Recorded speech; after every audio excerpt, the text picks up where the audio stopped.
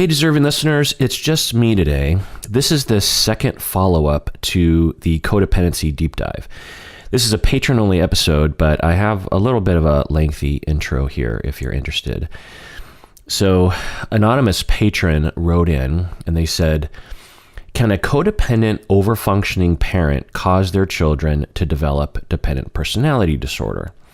So just chiming in here, yeah, absolutely. A parent who is codependent and therefore overfunctioning can absolutely contribute to the development of dependent personality disorder in a child. Codependency and overdependency actually fit very well together. And as I've talked about before, codependency is sometimes confused with overdependency or dependent personality disorder, but they are definitely not the same thing. In a lot of ways, they are opposites. But anyway, I've gone into detail on that nuance. Going on with the email. My aunt married an alcoholic in her early 20s, and they had 2 children. They divorced about 20 years ago. For as long as I can remember, my aunt would help my cousins unnecessarily. For instance, she would cut up their food for them, even though they were teenage children, and seemed to always be heavily involved in their personal and work lives. My cousins are now in their late 20s. The oldest has struggled with alcoholism for at least the past 6 or 7 years. My aunt seemed to be in denial about this, and for many years would insist it was just fine for other family members to drink around my cousin, or for my cousin to have just one beer. Both cousins, so just chiming in here, if you grow up in a family where there was addiction, there are a lot of behaviors that crop up and are modeled to children that uphold the addiction, such as denial, minimization, and other kinds of enabling things. What's happening is that the individual who is struggling with addiction has probably been trying to cut back or even abstain, but there are so many factors that lead to them having a really hard time reducing their use, namely the addiction itself, the physical addiction as is sometimes referred to, but also a lot of people use substances as a emotional regulation tool. In fact, I've never met someone who struggled with addiction who wasn't using it as an emotional regulation tool. And people sometimes struggle with emotional regulation because they have been heavily traumatized and terrorized as children. So the childhood trauma leads to emotional regulation, which leads to addiction. So and psychological dependence on it. And the family and the individual will say, hey, this person drinks too much, there's consequences, but the consequences for not using are actually higher in the short term than the consequences for using. And that's important to understand, is that when you look at someone who has an addiction, it's just like, well, why don't you just stop? It's ruining your life. The emotional and life consequences to not using in the short term are far, far higher than the consequences for using. Having said that, another thing that kicks in is denial, because one feels trapped. You're almost like having Stockholm syndrome with your own addiction, and therefore the rest of the family has Stockholm syndrome with the addiction, because the addiction is so overpowering that the individual has a choice. They can either buck up against their own addiction every day and struggle, or they can just give in and say, you know what, I don't have an addiction. I don't have a problem. And that is a preferable day. It's preferable to be in denial about something that you have no control over. We do this all the time, not just with addictions, but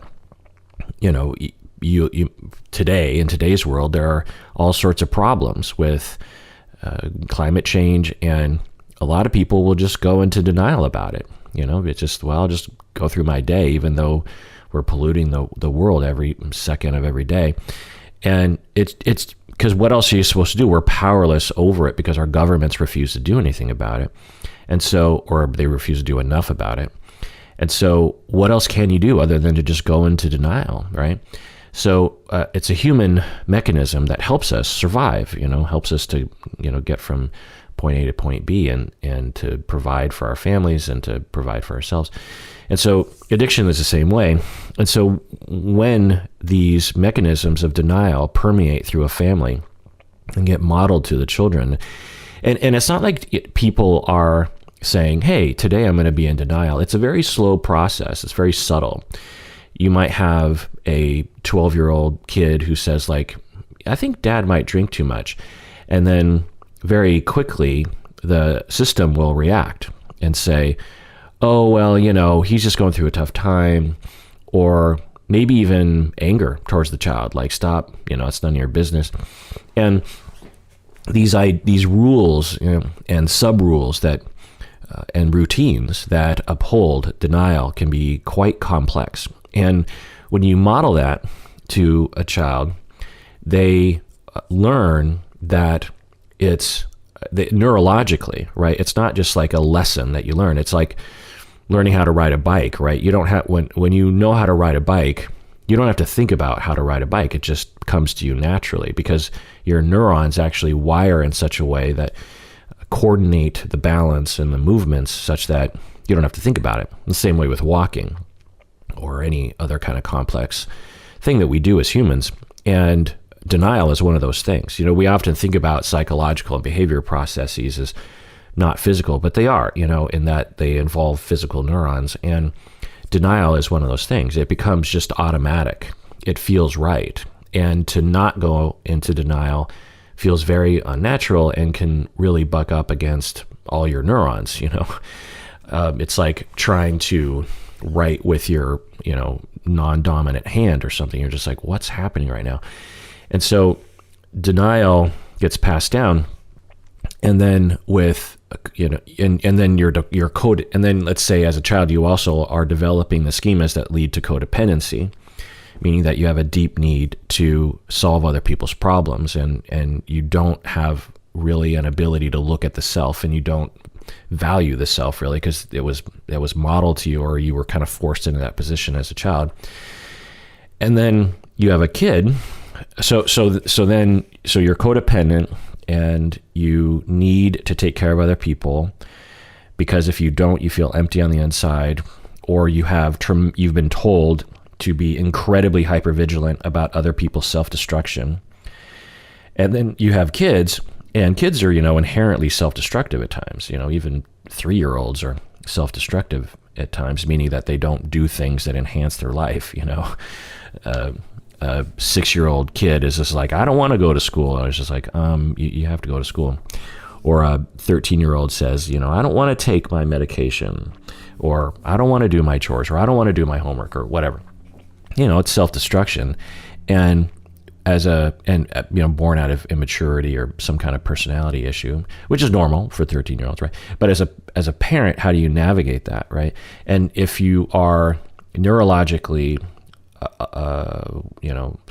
wired, so to speak, to be extremely afraid of your children making mistakes and incurring consequences, it's normal as a parent to worry like, oh my God, my kid is flunking this class, or my kid is smoking pot occasionally. It's normal to be worried. Of course, that's what good parents do. But for the codependent person, it becomes like 100 times worse. The fear is overwhelming, and it completely eclipses any kind of parental wisdom that the parent has. And then they will also feel completely responsible. So they both feel terrified of sometimes like really unnamed consequences. Like when I've talked to codependent people, I said, what exactly are you worried is going to happen? And they'll just be like, well, it'll upset them, something will happen, and they'll, bad things, like, well, what bad things? I'll ask them, what exactly? And they just don't really have anything because it was just injected into their psyche as a child that like beyond the veil of those, unnamed consequences is just utter annihilation and at a deep black abyss. So a big part of recovery from codependency is being able to really analyze that and say like, actually, I'm afraid of just something that's unnamed. And when I really think about it, the consequences, it's not really even that bad. I mean, it's not great, but it's not like the end of the world, So not only are they terrified, but they're also believe that it is only their job. No one else can help this person except for them. And so, you have a kid that is, as you're saying, anonymous patron, dealing with trying to cut their own meat. And the parent just feels like, oh no, if the kid has stress about cutting their own meat, then that will lead to more stress and maybe self-esteem issues for the kid or a meltdown for the kid. And I have to, and every parent would have that worry, but that worry is times by 100. And then this second thing that kicks in is like, it's my job to fix it and no one else can fix it. And this child cannot fix it on their own. They can't figure it out on their own. There's only one thing that's happening right here. To understand a codependent parent, and there are all sorts of codependent relationships. You can have codependency with your boss. And in the last episode I was talking about, you can have codependency with society even. But if you're having codependency with your child, for you parents out there, just think about the kinds of fears that you feel about your kid. Your kid is, I don't know, what's a real common fear?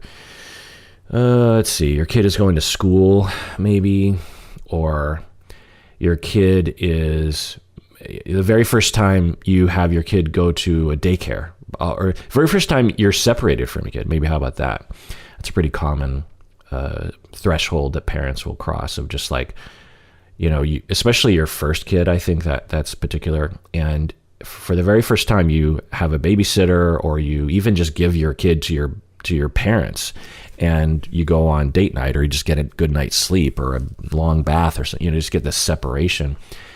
And not every parent is like this, but many parents are. It's just like, it's scary. You just think like, well, what if something happens and I'm not there? And you feel responsible because you're the parent, which is good, right? So it's a normal feeling to have. Well, times that times 100 and extend that throughout the entire lifespan of the child. The child is 35 and struggling at work, and you feel the same fear times 100 that you did the first time you handed over the infant to a daycare or to a babysitter or something.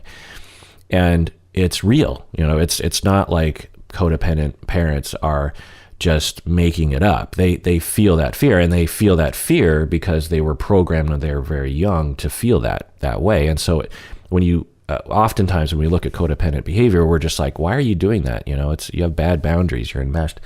But the reality is that the dysfunctional, annoying behavior is motivated by very logical. It's very logical to.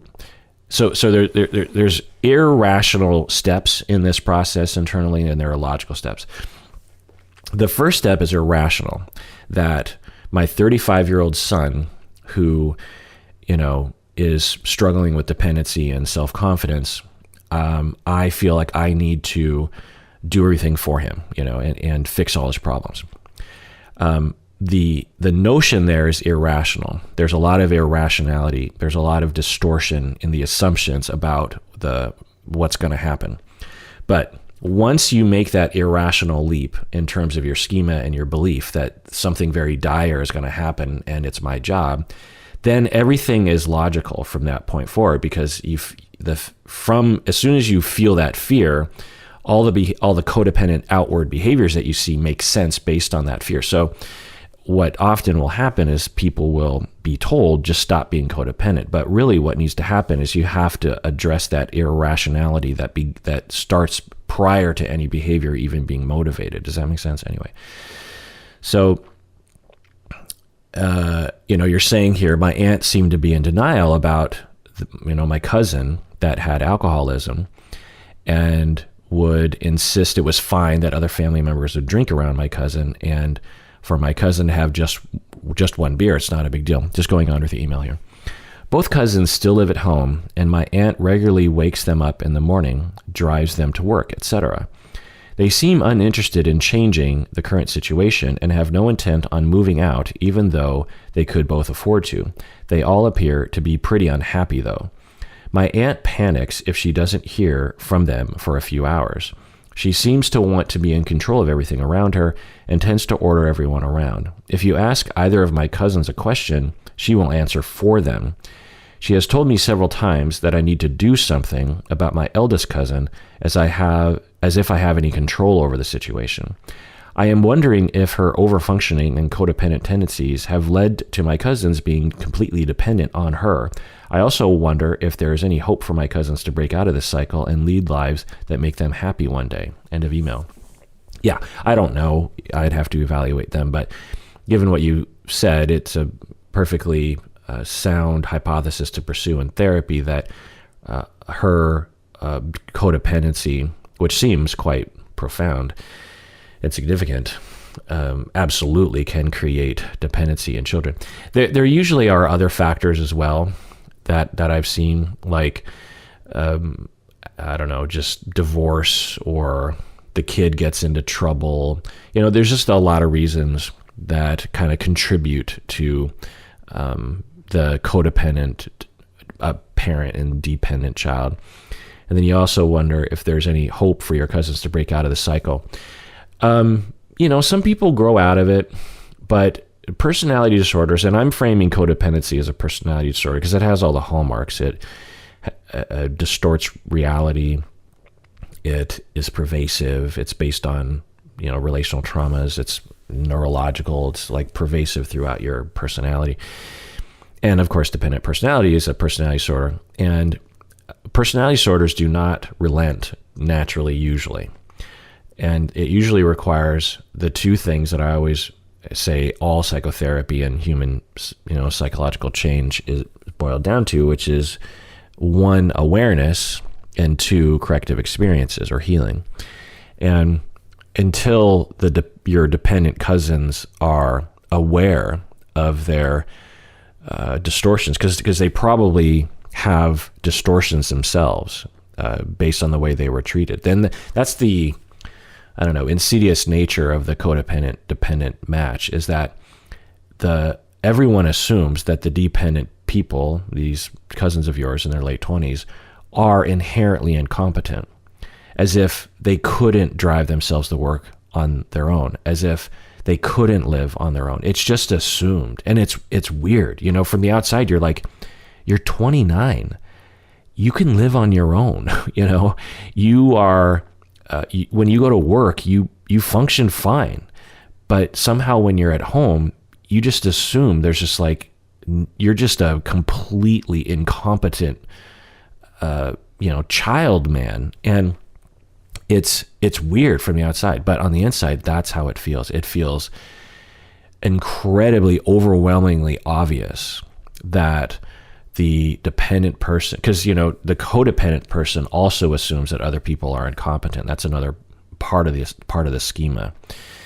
They feel like it would be irresponsible. The codependent believes it's irresponsible to not step in because it's clear that the other person can't manage on their own. And of course, this is a self-fulfilling prophecy, because the more you treat someone like they can't do things on their own, the more they believe they can't do things on their own.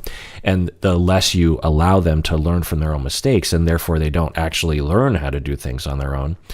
And it becomes true. You have a 29-year-old guy who is actually incompetent. He can't drive a car.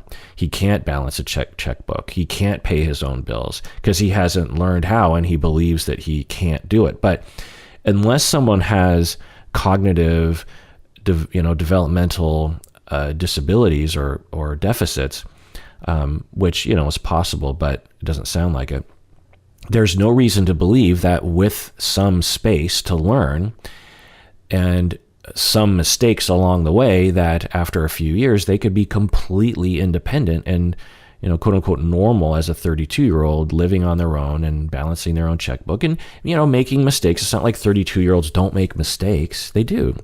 They get in fender benders. They get speeding tickets. They overdraft their checking account sometimes. They drink too much and show up late to work.